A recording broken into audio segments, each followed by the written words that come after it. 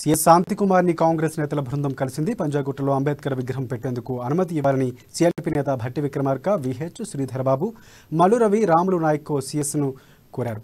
ఇక అంబేద్కర్ విగ్రహం కోసం కోటి చుట్టూ తిరగాల్సి రావడం బాధాకరమని కాంగ్రెస్ నేతలు వారిపోయారు. అంబేద్కర్ను అవమానిస్తే చూస్తూ ఊరుకోమని హెచ్చరించారు.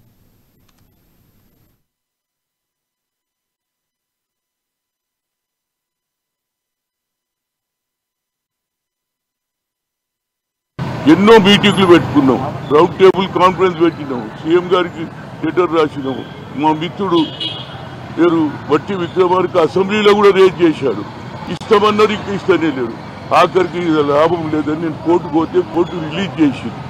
దానికి వారిని అడిగే కలెక్టర్ గారు అంబేద్కర్ రిలీజ్ అయ్యింది, మరి ఏడ పెట్టాలి, ఎక్కడైతే అవమానం జరిగిందో అదే ప్లేస్ లో పెట్టాలని దళితులు అందరూ కూడా ఒకే కోరిక కోరుతున్నారు. మీరు దయచేసి మాకు పర్మిషన్ ఇవ్వాలంటే ఆమె హోప్ఫుల్ గా నాకు తప్పనిసరిగా ఇస్తుందనే నమ్మికుంది.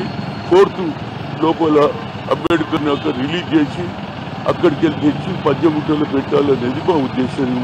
హ్యాండ్ ఓవర్ చేసేటువంటి విగ్రహాన్ని పంజగుట్ట చౌరస్తాలో అక్కడే ఎక్కడైతే పెట్టాలని ముందుగా నిర్ణయం జరిగిందో అదే ప్రాంతంలో ఆ విగ్రహాన్ని ప్రతిష్ఠించడానికి పర్మిషన్ ఇవ్వవలసిందిగా ఈ రాష్ట్ర ప్రభుత్వ ప్రధాన కార్యదర్శి గారిని అధికారికంగా ఇక్కడ కలిసి వారికి ఒక రిప్రజెంటేషన్ ఇవ్వడం జరిగింది.